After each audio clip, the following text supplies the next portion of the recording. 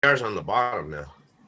Ladies and gentlemen, boys and girls, children of all ages, welcome to the 4-Point Plan.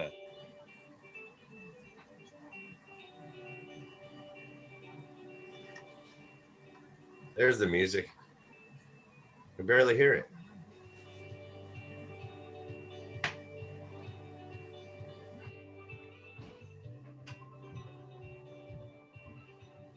Welcome to the 4-Point Plan. My name is JR. I am your host. I am a drug counselor from Los Angeles, California, and I am excited today to introduce you to my friends who are here every week. They are my co-hosts. There is the man, the myth, the legend, the guy. His name is Guy. Say hi, Guy.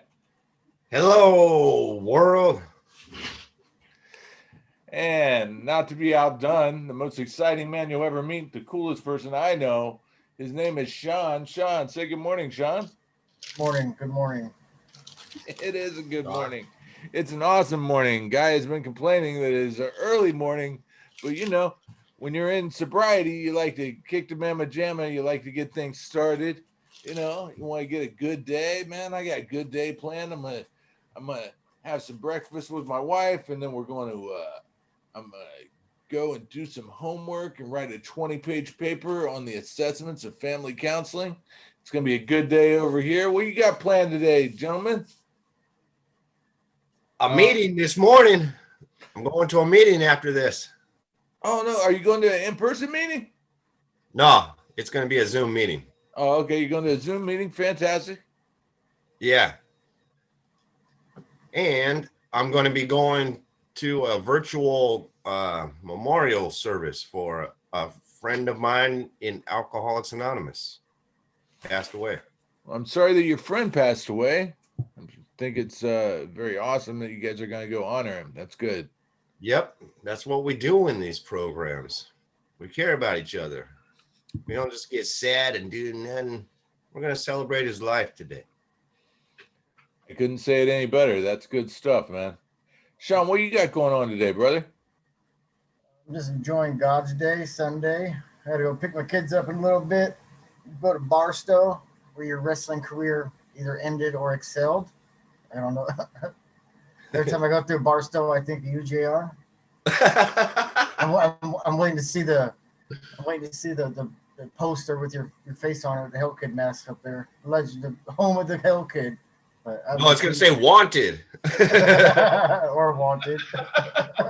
Yeah, the last time I was in Barstow, they gave me an award for 20 years in the wrestling business. It said Destination 6 respects and honors the Hell Kid. Don't come back. Oh. Very cool stuff.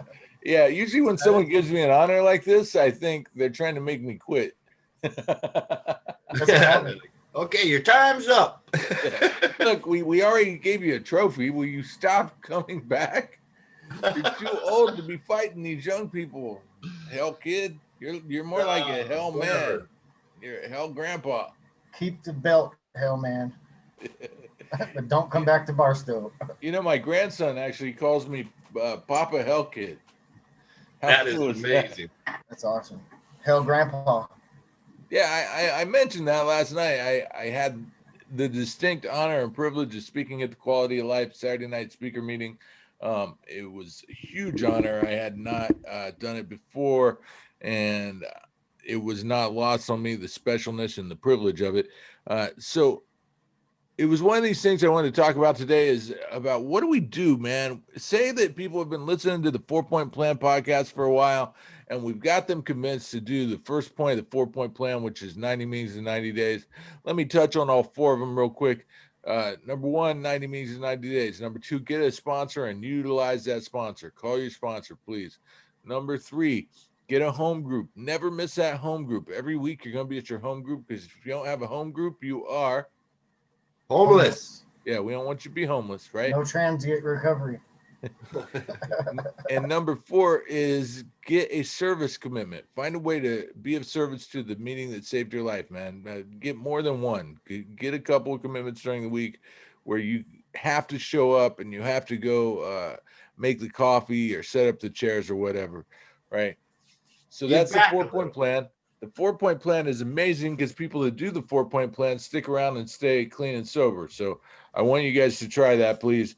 But let's talk a little bit about, say I finally got you convinced to do 90 meetings in 90 days. And you're going to the meetings every day and you're looking at me all doe-eyed like, I don't know, JR, I've been going to these meetings and I'm not sure what I'm supposed to do. And maybe you're just a naturally shy person. Believe it or not, I am also a naturally shy person. I Me think too. most people are kind of shy. I know it sounds crazy, but it is true. So Especially if you don't know anybody. yeah, you walk in, man, you look around a room full of people. There's like 50 people. They're all talking and laughing and hugging. And you ain't ever been there before. You've been there 1 or 2 times, but you've never talked to anybody. It's hard, man. It's hard as a grown adult to take the initiative, to take the risk to reach out there, man, and try to put yourself in the middle of it all, right? And I understand that. How do you change that though? How do you become one of those people that's laughing and hugging and joking with everybody? How do you fit into the milieu? How do you become one of the regulars?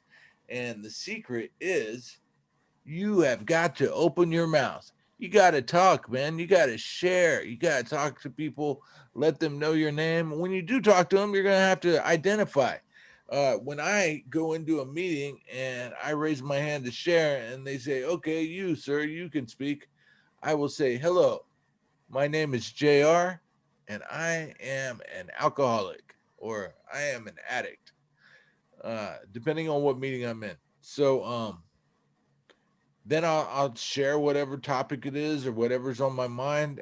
But that's like the secret, man. You got to share. You got to open your mouth. You can't, a closed mouth does not get fed. You can't sit there all quietly in the back row and never talk to anybody and expect recovery to come along and feed you.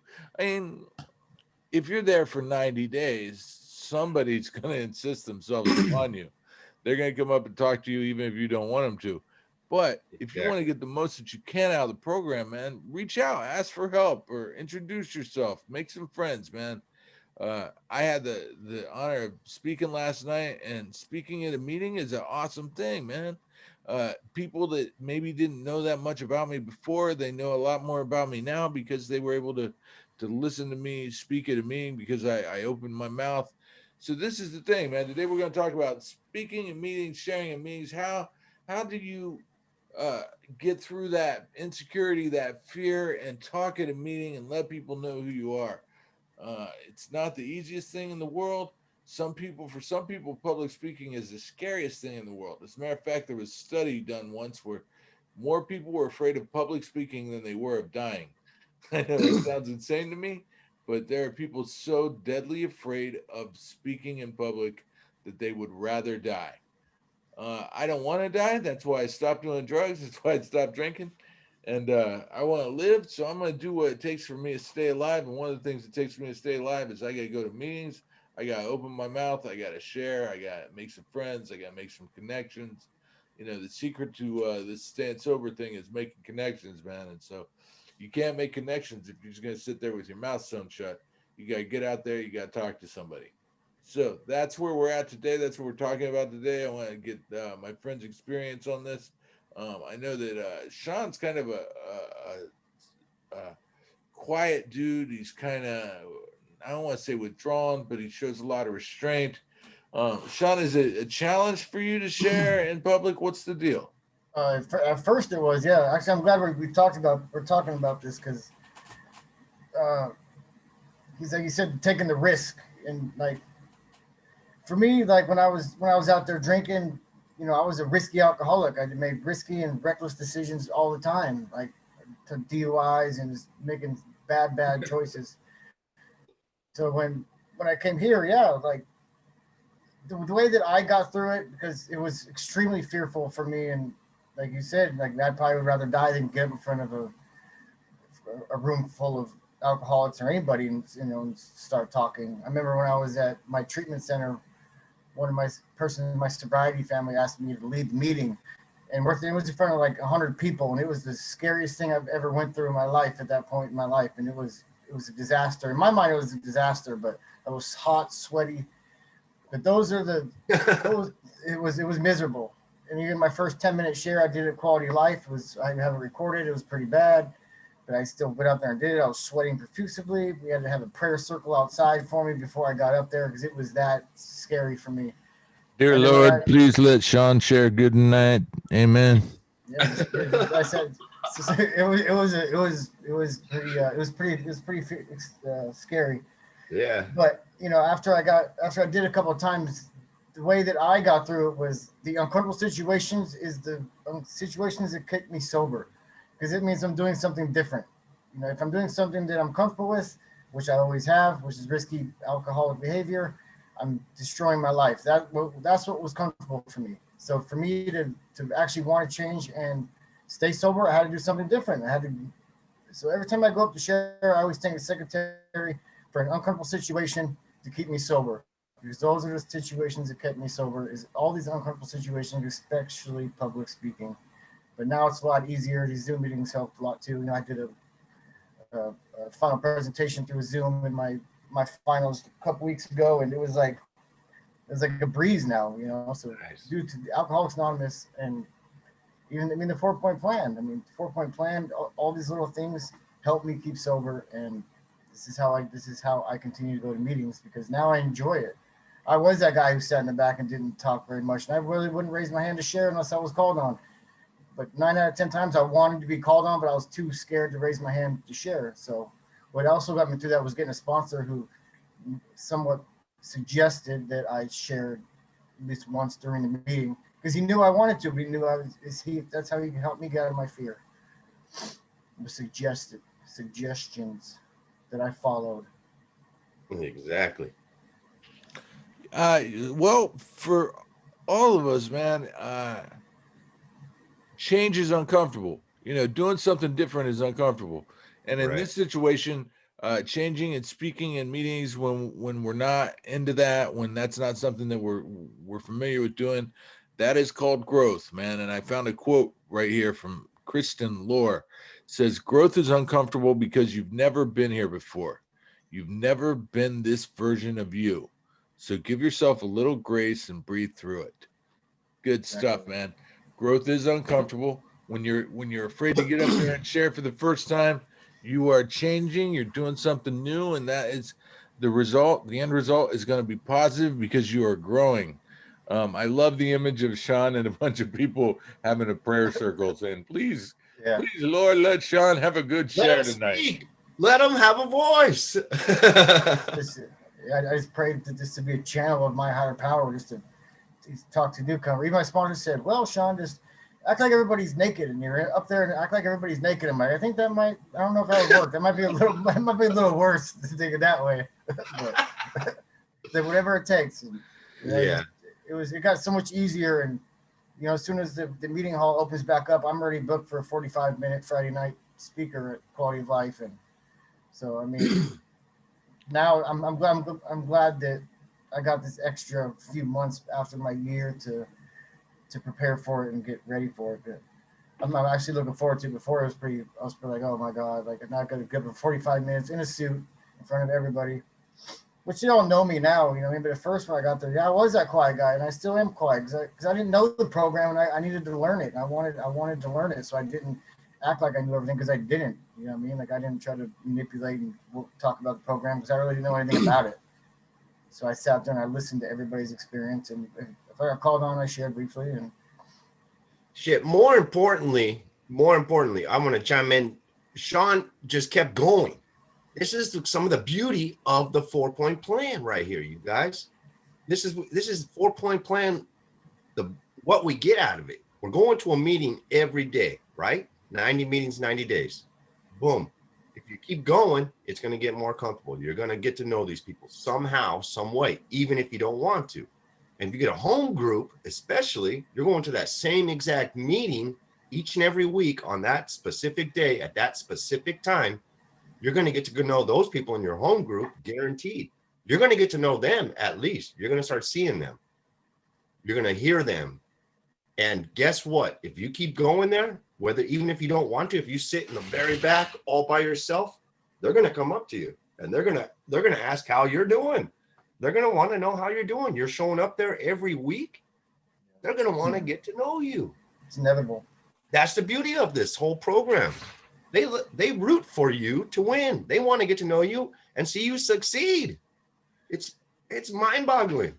Sean, Guy and I are privileged, man, because we actually have gotten to watch you go through your process, and we watched you go to your home group early on and start developing friendships there, and you evolved, man, into one of the most popular people there. That you're a member of the family over there now, and so it's kind of odd to hear you say, man, I get nervous going up to speak or share with those people.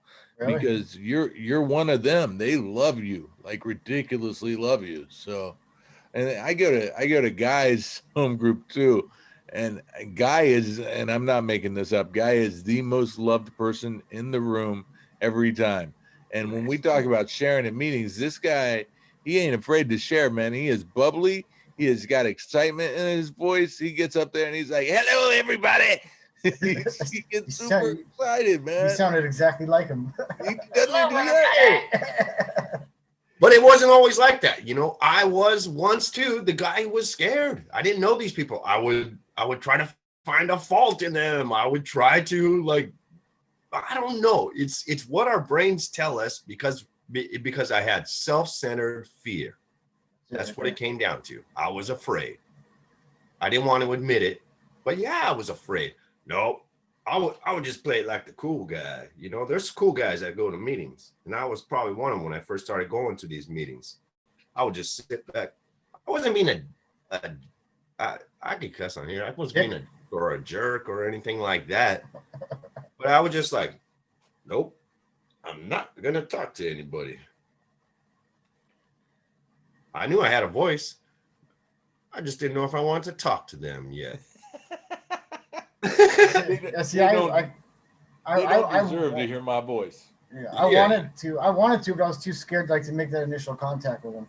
I don't know why or what the case was, but like you said, it was all self-centered fear and like working the steps and, you know, like doing a 4-point plan. The steps is part of it, and, you know, it's all included into the package, and that's where I learned to, like JR touched on last night at the meeting. You know, you learn to look at yourself different. And I had a lot of self-centered fear that I didn't even know I had. And I just thought I liked to get loaded my whole life, but a lot of it was because I was uncomfortable.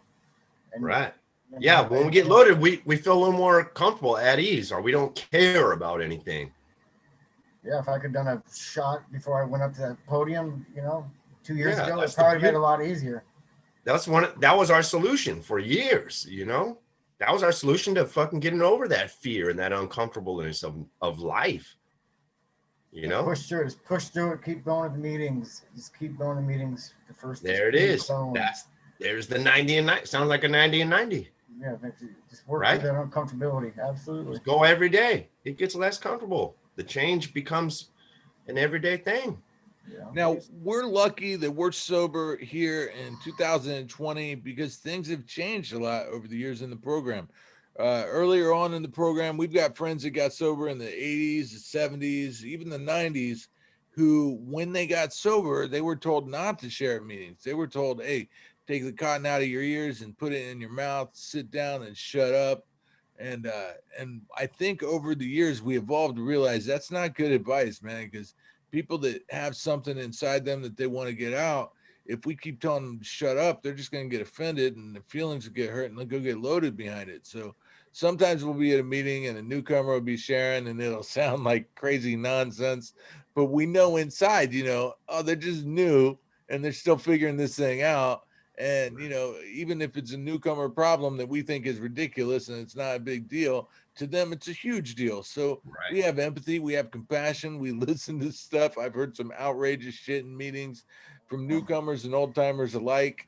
I heard guys share that his life was so hard because he just got sober and he had this girlfriend and she was married and she kept buying him stuff. And we were like, oh man, that is a newcomer problem if I ever heard it. My wife just keeps buying me things. Oh, nerve of her. Oh man, my wife bought me Super Bowl tickets. Oh man, you gotta go to Super Bowl.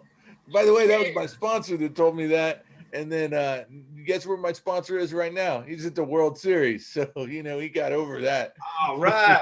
Whatever it was that made him afraid to go to the Super Bowl 10 years ago, he's at the World Series right now having a good time. Oh, Nice. people can still go there. Yeah. Yeah, they're socially distanced In Texas. or whatever. Okay. Oh yeah, and it's Texas, man. Texas don't believe in science. You believe in shotguns. About that. Oh man, all of our Texas listeners just tuned out. They're like, man, fuck JR and the 4. They said we don't believe in science. We don't need science. We got fucking unicorns. So when you're new, man, share. Don't be afraid. I mean, you're gonna be afraid, but you gotta get it out sometimes, man. Maybe sharing that thing that's on your mind is gonna save your life. I remember, my first year, I had a lot of weird things happen, man, and it was hard. And really good things came as a result of me sharing. I know I've told the story before. I'm gonna tell it again. I went to a meeting one night. Well, I went to a meeting one night, and my motorcycle had been repossessed that day. And I was bummed out, man, because I was working at the time as a motorcycle messenger. I would drive packages around Los Angeles, and now I had no way to go to work because my motorcycle got repossessed by no fault of my own. And so I was bummed, and I was at this meeting, and I shared, man, that everything was fucked up, that I didn't think I was going to be able to stay sober because I wasn't going to be able to keep my job. If I didn't have a job, I wouldn't be able to pay rent. I was going to end up homeless. I might as well do drugs, right? Because my bike got repossessed. Well, after the meeting, my friend came up to me and he's like, hey, man, you remember I talked to you on the phone earlier today? I was like, yeah. He's like, remember when I asked you how you were doing and you said fine? And I said, yeah. He's like, well, you lied to me. You were not doing fine. Why didn't you tell me that they repossessed your motorcycle? I said, well, I didn't want to bother you with my problems. And he said, well, that's a shame, man, because if you had told me that they had repossessed your motorcycle, then I would have told you that I own a motorcycle and it's been sitting in the yard at my parents' house for the past year. And I also could have told you that I currently have the pickup truck from my job and that I could take that pickup truck, pick you up, and we could drive to my parents' house and pick up that motorcycle, and we could take it over to our other friend's motorcycle shop, the guy that goes to the meeting with us, and that he would fix that motorcycle for you for free. And then you could have that motorcycle and you could pay me back, I don't know, $1,000, $100 a month until you got it paid off or whatever you can afford. I was like, what? He's like, yeah, Sounds man. like you should have opened your mouth. Yeah. It sounds like you Yes. should have opened your mouth. But here's the point. I shared it at the meeting, and he was at the meeting and he heard me, and he took me aside and he said, I'm going to pick you up in the morning and we're going to go get that motorcycle. And we did, man. And I missed one day of work and I was back to work. But the reason that happened was because I shared it at a meeting. So Right. why can it be so valuable to share at meetings? Because you never know what's going to happen, man. Might get a motorcycle. Yeah, you might get a motorcycle.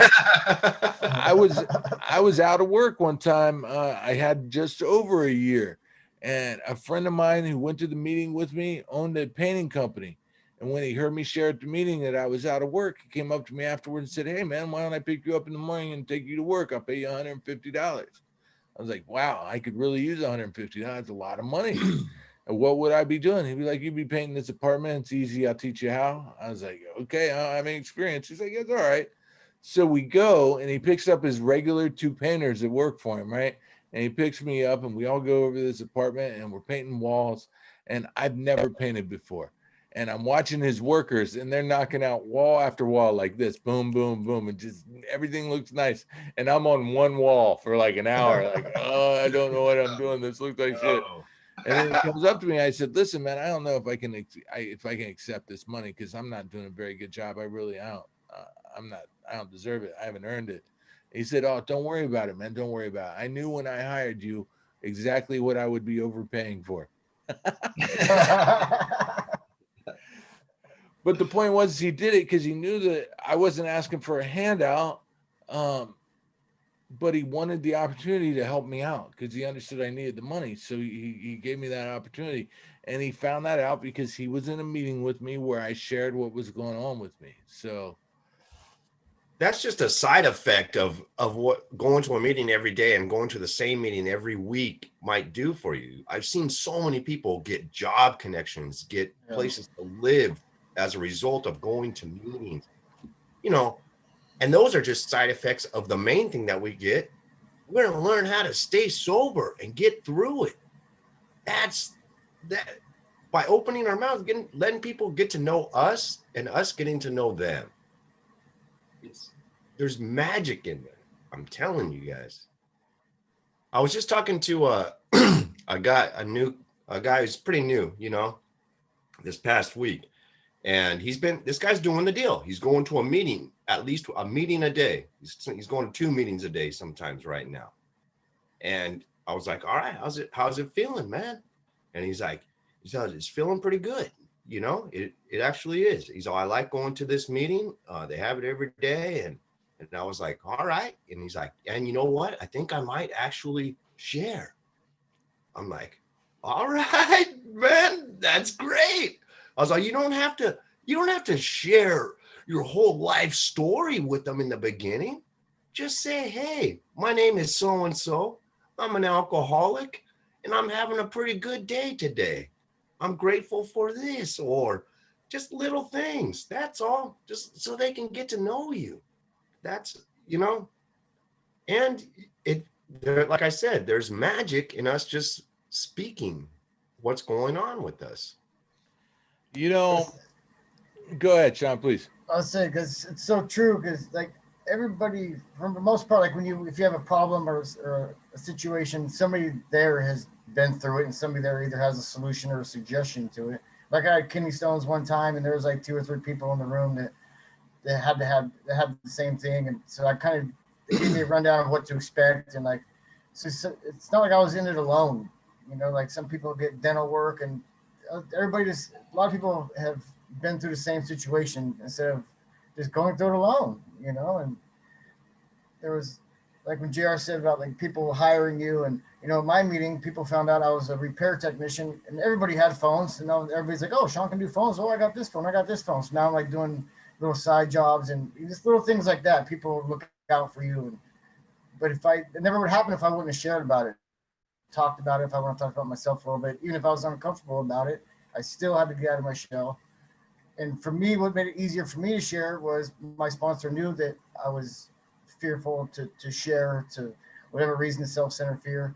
And I believe I asked him to ask me to share, like call on me, or because I'll do it. If he tells me to do something, I was that willing. I said, if you tell me to do it, I'm going to do it. But if you don't, like, I'm not trying to take the easy way out, or maybe I was, but just ask me or tell me to suggest that I should share at every meeting, or, you know. So a lot of it happened in my Wednesday meetings. The men's stag was a lot easier to share than the men's stags with situations like this. But yeah, it's a lot easier now, but in the beginning. So yeah, if you're new and you just start going, just continue to going, and just try to share. Just open your mouth. Open your mouth. Like JR said, closed mouths don't get fed. Here's the thing, man. Sharing can save your life. So when I was new, I was crazy. I was so used to doing drugs all the time and shooting heroin and cocaine all the time that I didn't have any good ideas. And for the first 9 months, man, I woke up every day thinking, well, maybe I should shoot heroin today. Like, it took me a long time to understand why to stay sober. And so I'm at a meeting one time, and I had 90 days sober, and I had been making some bad decisions in my life. But when I shared about it, it kind of saved me, because here's what happened. At 90 days clean, I got in a fight with my girlfriend, and I moved in with my drug dealer on a Friday night. On Saturday morning, I went to my home group, and I'm sitting in my home group, and I raised my hand to share, and I was like, hey guys, I got in a fight with my girlfriend, and I moved in with my drug dealer last night. So after the meeting, my sponsor and bad idea. and my sponsor and my sponsee brother walked up to me, and they said, JR, you're not going back to your drug dealer's house. We're not going to let you. Your sponsee brother has a couch that you are welcome to go sleep on. We have another friend that we can talk to, that you can rent a room from because you have a job. And so we're not letting you go back to your drug dealer's house. And so they actually drove after the meeting, I drove with my sponsee brother. Basically, kind of took me hostage for a couple of days. Um, Kept me at his house until I moved into my new place. I was renting a room after that. But they would have never known, man. If I hadn't shared at that meeting, I could have just went to that meeting, kept my mouth shut, and then after the meeting, went back to my drug dealer's house. And the chances of me staying clean and sober, living in my drug dealer's house, were not very good. As they say, if you hang out at a barber shop long enough, you're going to get a haircut. If I lived at my drug dealer's house and I had a bad day, man, I would have been using. So I shared at the meeting and it saved my life. There's another story I want to tell you about sharing at a meeting that I haven't brought up yet because this is the big one. Okay. So sometimes in early recovery, things are kind of hard, man. And me and the wife, who was the girlfriend at the time, we were renting a room at a house, and I was working and she was working, and we were trying to, get on our feet and figure out a way to get out and get our own plates and everything. And one day, her license got suspended, her car got repossessed, and she lost her job all in one day. And so it was a Friday. And that night, we were at our regular Friday night meeting, which was a candlelight meeting. So we're in a room at a rec center, probably 100 people in the room, and the lights are out. There's a little candle in the middle. And I decided to share. I'm like, I'm JR, I'm an addict, right? And I was like, nothing's working out.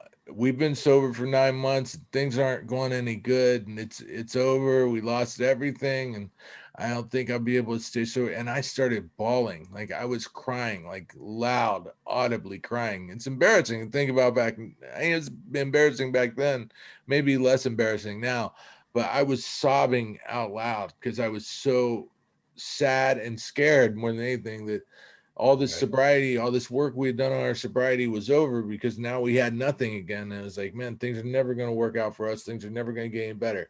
And there was a lady named Roberta, and Roberta is a famous lady in Narcotics Anonymous. She's been around for a long time. She's a sweetheart. And at the end of the meeting, the lights come on, and my face is all soaked with tears. And she walks up to me and she hands me a folded piece of paper. And she said, I think you forgot something. And I'm like, what the hell is this, right? And so I open it up and it says, step 1, step 2, step 3. So here I am in a meeting, bawling my eyes out because I lost the car, the wife lost the job, everything's going to fall apart, nothing's going to work out. And she reminds me that the first 3 steps of Narcotics Anonymous, of Alcoholics Anonymous, say, we're powerless over addiction. Our lives are unmanageable. A higher power can restore us to sanity. And if we just make that decision, man, we could turn it over to God. And essentially, what I know about the 3rd step is it's about hope, faith, and trust. If I trust the process, if I have faith in God, everything's going to work out. The only thing I got to remember is just don't pick up, just don't use, and things are going to get better. So here I am crying about how things are getting worse and nothing's ever going to get better. And guess what? Things got better, man.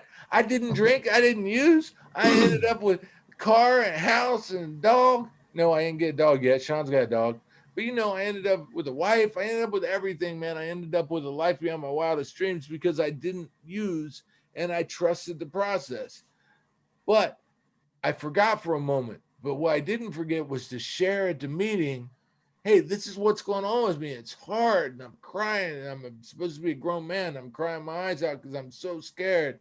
And people there understood, man. This lady who had like 40 years sober, she understood that I was hurting, man, and she just wrote down the steps, man, and tried to, give me some hope and some faith and some trust. And I didn't pick up. I picture you at this candlelight in front of 100 people with the lights off, the candles lit, flickering, glistening face from your tears. Yeah, man. It gets emotional. You know what I mean? Like, especially after you stop using and drinking, all these emotions are coming out, and were you working the steps at that time? I was. Yeah. I was. But if you're new, man, and for some reason you're new and we tricked you into listening to our podcast, understand you're not alone, man. And this is not the easiest of processes. Doing the 4-point plan is simple. And because it's simple, it is slightly easy, but being sober is not easy, man. If you have been taking drugs or drinking to numb your feelings for the past 5, 10, 20 years, and now all of a sudden you get your feelings back, it ain't easy, man. They say that there's good news and bad news. The good news is you get your feelings back. The bad news is that you get your feelings back. And so Right. here we are, man. It's drunk people, drug addict people, and we got feelings again. And it's hard, but we don't have to use. That's right. And even I like your story because it showed, one, that you were in a meeting, and two, you opened your mouth. Could you imagine if JR was having all that stuff going on in early sobriety and he didn't open his mouth? He didn't let this room of people know what's going on in his life right there. Things might not have changed. He might have just said, nobody cares about me. I'm going home and I'm getting loaded, right? It's common stuff right here. Or even worse, imagine if JR didn't even go to that meeting. Yeah. We might not be sitting here doing this show right now. And that's, I come across so many people who are ambivalent to the idea of recovery. They want to just stay home. And they're like, I'm just going to stay home. You know, I wasn't feeling it. What do you mean you weren't fucking feeling it? Were you feeling withdrawal when you stopped drinking? You know, were you feeling the DTs? Man, I don't care what you're feeling. Get your ass to a meeting. Get your ass to a meeting and let people know what you're going through and where you're at and what's happening, man, because you never know what's going to happen, man. I didn't know someone was going to give me a motorcycle when I went to that meeting. You know, I didn't know that a lady with 40 years clean who I looked up to and admired was going to come up and just, you know, share from her heart to try to make me feel better, man. You never know what's going to happen, man. You got to go to the meeting. You got to share what's going on, and you got to trust the process. You got to have faith in a higher power that things are going to be all right, man. Even little kids will tell you, oh, it's going to be okay. It's funny because my daughter was 15 when I got sober, and she told me, hey, it's going to be okay. And I was like, oh my God, how did you know? They taught me that in NA. She's like, everybody knows that things work out. I'm like, no, you got to do the steps in order to understand that. No, in reality, the truth is in life that things are going to work out, man. But for us as addicts and alcoholics, we can't drink and use because we will fuck it up. But, you know, if you don't pick up, you give yourself a chance for things to get better. And then there's other footwork that you could do, you know, but the results are not in our hands, man. They're in the hands of our higher power. I remember early on in recovery, I was hanging out with two really cool guys that have more clean time than me. And they're like, yo, man, the results is not my job, man. I'm in the business of footwork. And the footwork that we do, man, is we go to meetings and we share about what's going on with us. Right. I've been working on emotional sobriety, you know, with my sponsor lately. You know, I got the physical sobriety, you know, every day easier. Like the obsession's gone, it's been lifted, but you know, like there's still a lot of emotional shit I got to deal with. Is when I started using. You know, like my mom passed away, and that's what really kicked it off. And then a bunch of other series of events that happened. Some my fault, some not, but mostly I destroyed it all. I took that as an excuse to continue getting loaded. So when I finally went to treatment. I went to treatment with like 3 weeks clean, but I used it as like emotional. I was emotionally hungover, so I used my treatment center as an emotional. I had to get emotionally stable. Yeah, like a refuge from my emotions. Because I didn't know how to deal with them because it was years and years and years of hiding and suppressing all my emotions, and so now like I'm working on my emotional sobriety today, and I mean it's not just a physical sobriety too, but without me opening up and sharing and talking about how I'm feeling as they come, and not a history lesson to my sponsor, but asking when they're happening, talk to them about it, not just telling them how I was feeling. You have to tell them how you are feeling in the moment, and you know you get the proper suggestions or direction. And there's so many people you can call once you start getting a home group, and you start going to meetings all the time. You get numbers, and eventually you'll make phone lists, and you make. It's funny, JR talked about the phone list last night, and I remember when I got on the phone list and I brought it to JR. He was at work and I brought it. Said, "Look, man, I got on the phone list." And he was like, I don't know if he was mad or not mad, but I don't know if he was jealous or if he was happy for me. But he smiled. I'm not sure how to take that smile to this day. I still don't. But he was like, "Yeah." He's happy for you, He's dude. like, "Oh, good job, Sean. Yeah." I really didn't know how much he wanted to get on the phone list until last night. I was like, "Oh, I feel bad now." Wait, it's a list of phone numbers, and they put your phone number on the list of phone numbers? Yeah. Oh, right on, man. If you go enough times to these meetings, they'll put you on a phone list, and they'll start. Oh, no, the people are going to have a phone Like, number. how you doing, man? It's like Well, you know when Steve Martin got his name in the phone book. He's like, I'm somebody now. I'm gonna be somebody. My name's in print. Things are going to start happening to me now. Classic. Yeah, So- I like that we are talking about this subject. In case there is anybody who's new to sobriety and stuff, it's not easy right away. It's really not. It's not easy, sharing in front of other people, letting people know how we're feeling, any of that stuff. We can start off slow. Say your name. Say if I'm having a good day, I'm having a bad day. Leave it at that even. Who knows? I do want to touch on what Sean said. I don't like when people say, imagine the room naked. I don't think that works at all. I always do that. I still do that. I'm not nervous or anything. I just like imagine everybody naked. Well, yeah, there's some, I don't know. That's just you. But what I heard somebody say one time, he's like, hey, guess what? When you're up there sharing, nobody's really thinking about you. They're thinking about themselves.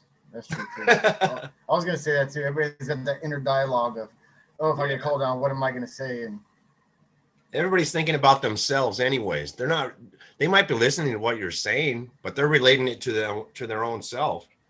So don't worry. Well, no matter what you're saying up there, not that big of a deal. yeah, it's just push through it. You know what I mean? So we know what it's like raising our hand to share at a meeting, but on occasion, someone will call you up and invite you to come speak on a panel or even be a main speaker at a meeting like I was invited to do last night. And these are different deals, man. Or lead a meeting. If you share at a meeting, usually your time limit is 3 to 5 minutes. If you lead a meeting, oftentimes your time limit is 5 to 10 minutes. If you go speak on a panel, oftentimes your time limit is 15 to 20 minutes. And if you're asked to be a main speaker at a meeting, oftentimes you go up 45 minutes to an hour. So that different experiences to do all this, man. How do you grow to be comfortable speaking for a long period of time? The way that I learned how to do it was by getting a panel, and a panel is a service commitment. 4-point plan, get a commitment. A service commitment of doing a panel is once a month. You're going to a facility, you and usually a couple other people, and you're sharing your story for them. And so I did my panels for years, and I always kind of left myself a slot to share at each of the panels just so that I could practice speaking for a long time, telling a complete story. But when I first was asked to lead a meeting and when I first was able to go speak on a panel, I was a little nervous. Even me, I get a little nervous. So I called up my sponsor and I said, hey, man, what should I share about? What should I do? And he said, man, the most important thing is, you know, it's your story. You're going to share your story. Just, you got to tell the truth, man. So here's what I recommend. Before you speak, pray to God that you tell the truth. And so that's advice that I give to my sponsees and my friends to this day. If you're going to go speak, man, just tell the truth, pray to God, tell the truth. And it's funny because I'll make jokes about it because sometimes I'll say, oh, well, I've been telling my story over and over again. I'm going to tell somebody else's story tonight. Like I got a friend who used to be a high school pitcher for his baseball team, and he was the reliever. He was a closer, and he had a shoulder injury from pitching. And so he would sit out in the bullpen the whole game, hoping that they didn't call his name to come in and save the game because it was too much pressure. And he would eat Vicodin one after the other, just sitting out there the whole game. And then they would call his name, his number, and he would have to go out there all stoned and try to throw strikes. So I've told that story before, but it's not my story, man. My story, I'd never played baseball. I sucked at baseball, but I always thought his story was pretty funny. Yeah. You know, a lot of times I get to work with people new in sobriety. And one of the groups that we do, it talks about getting involved in other types of support groups outside of just the group setting there. And I once a week I let one of them practice a 10-minute lead. And when I say that each one gets an opportunity to do a 10-minute lead, man, you should see the fear. It's just like 10 minutes. I can't do a 10-minute share. Oh my God. Yeah. It seems so long at the time. Yes. So long. And so I 10 minutes is. Yeah, and even at least in Alcoholics Anonymous, they give you an outline of what we do share about inside when we share our message, our story, our experience with another alcoholic. We share in a general way three separate things. Number one, what it was like. Number two, what happened. What it was like was what it was like before we got sober. Number two, what happened, the process of getting sober. And three, what is life like today? Three simple guidelines to follow when you're doing it. So and wait a minute. What it was like, what happened, what it's like today. So what it was like, I used to do a lot of drugs. What happened, I stopped doing drugs. What it's like today, it's awesome. I still don't do drugs. That's a short version right there. But let me tell you, if you get people like us talking about what it was like, most people will go on for about 20 minutes about what it was, all the wreckage and all the pain and the suffering and the madness of what it was like before. I have to remind people when they're doing their practice 10-minute lead, I'm like, hey, come on, let's start getting sober here. You're still stuck in 5th grade smoking joints, you know? Yeah, my sponsor will text me like, hurry up, Sean, get sober. Hurry up. You got to tell them about the program too. You can't just tell them about the guy that you bought weed with from behind the bowling alley. You got my first 10 minutes share. I think I talked 9 minutes. It's the first time ever getting up from on a podium, in front of 100, probably 80 people. You know what I mean? It was a disaster, but if it wasn't for that disaster, helped me because I'm like, you know what? I don't disaster next time. So I mean, yeah. My first 10-minute lead, I didn't even get sober. They were like kicking me off the podium. They're like, all right, it's been 12 minutes. Come on, buddy, come on. And I'm like, well, I got sober and everything's great. And then I got kicked out of the house and I dropped out of school. What? Oh yeah, I went to AA and now I'm good.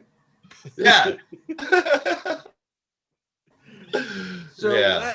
Last night, nerve-wracking. It is nerve-wracking. When I got the chance to speak last night, both of you guys were there, and I thanked both of you right off the bat. Told everybody you're my best friends, and I love you.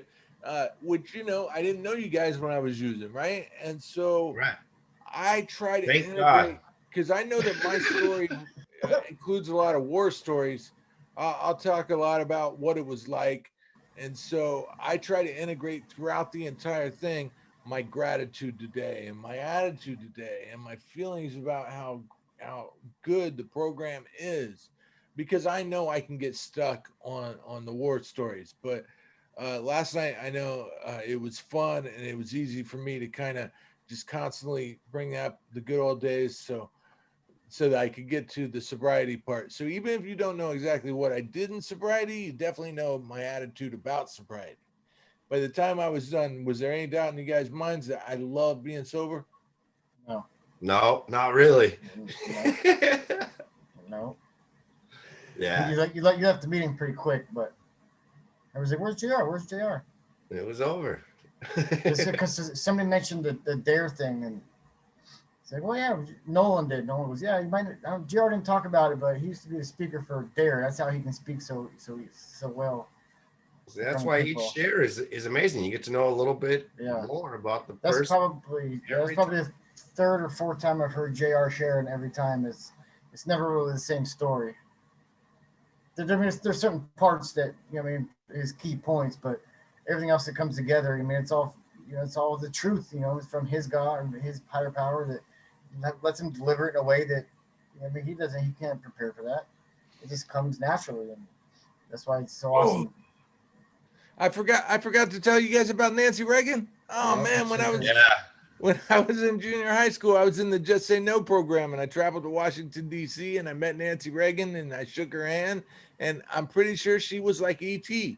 because she had this giant face and these little tiny hands, and I thought, wow, this lady is an alien. E.T. had big hands, actually. He had that big old. This is my strong hand. This is my strong hand.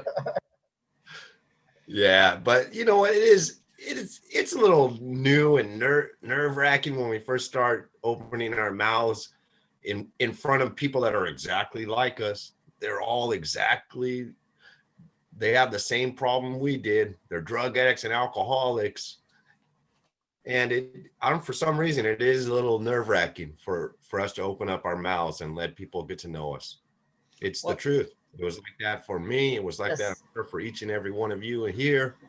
That's funny. It's funny you say that because I used to go to your book study, almost 2 years ago, and I used to watch you, not like in a creepy, perverted way from the back, but I used to watch you like, man. It's like, man, I like that.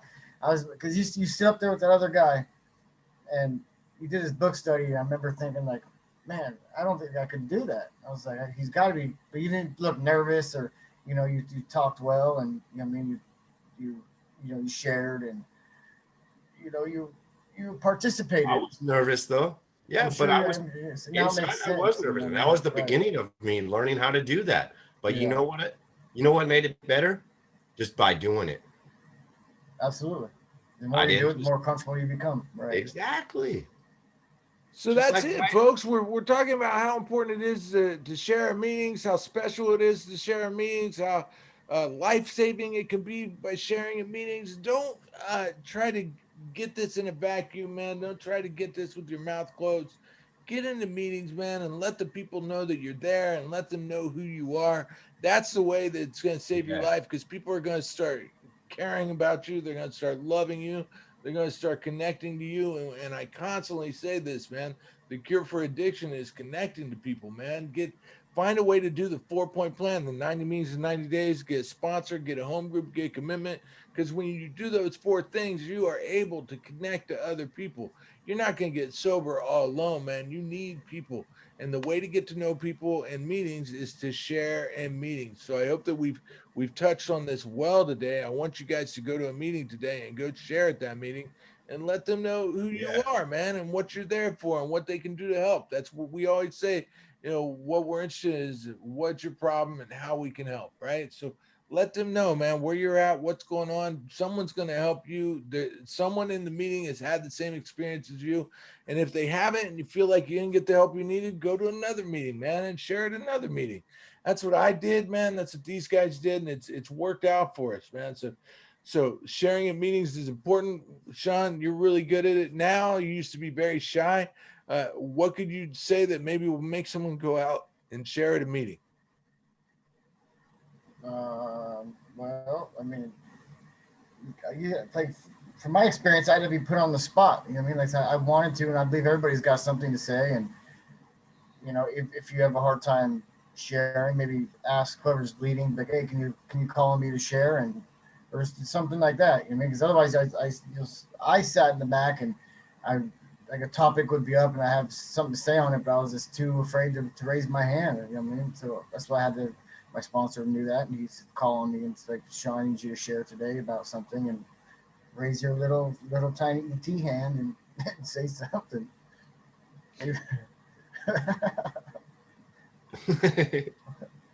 Well, see, let me tell you a quick story. When I think My excuse was when I was in high school, I had to do a final presentation. I had to get in front of the class and do this presentation.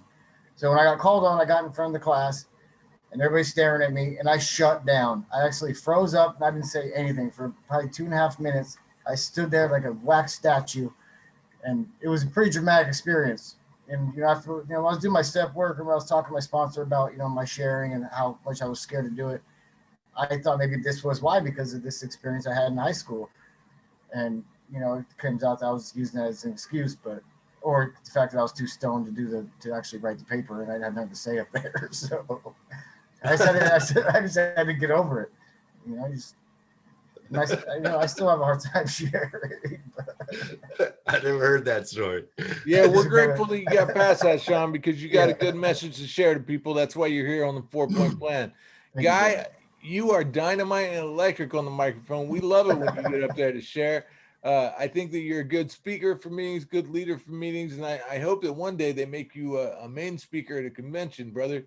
So talk to us real quick about why it's important for someone to get out there and share, and then we'll wrap this up. It's important because it's going to save your life, and it's a good way to get over that and to get comfortable to sharing and letting people know about us is to keep going to the meetings. It's not going to happen overnight. Just keep going. Maybe try that 90 and 90 thing and keep going to a meeting that you're going to see the same people at each and every week or each and every day. And then you are going to get to know them and they are going to get to know you, and you will feel more comfortable about opening your mouth and saving your life. That's right, people. Get out there to a meeting, man. Go to 90 meetings in 90 days and share at that meeting, man. Let those people know who you are. I've been putting the challenge out for a long time saying, man, if you do the 4-point plan and it doesn't work, you come back and let me know and I'll change it. I haven't had to change it yet, because if you keep going to meetings every day, you're going to open your mouth and people are going to get to know you and you're going to find a way to save your life, man. So do this. What a good topic, man. And share it with your friends, man. Tell people to listen to the podcast. Go on the website, 4-Point Plan, spell it out, FOURPOINTPLAN, 4pointplan.com. Or email us at 4pointplan, put the number 4 and type it out, 4pointplan at gmail.com. Email us with your questions, anything that we could do to make the 4-Point Plan better. We're down for it, man. I check those emails. Also look for us on Spotify. Apparently someone said that they're listening to 4-Point Plan on Spotify. I know that we're on Anchor FM. Listen to check us out on YouTube, man. Go to my page, go to JR Roberts page, and you'll find me. Yeah, man. Keep coming back to the 4-Point Plan. I want to thank Guy and Sean for being awesome like they always are. And remember, everybody, the 4-Point Plan is a program that's designed to save your life, and it's here for you. We'll see you next week. Bye, everybody. The outro.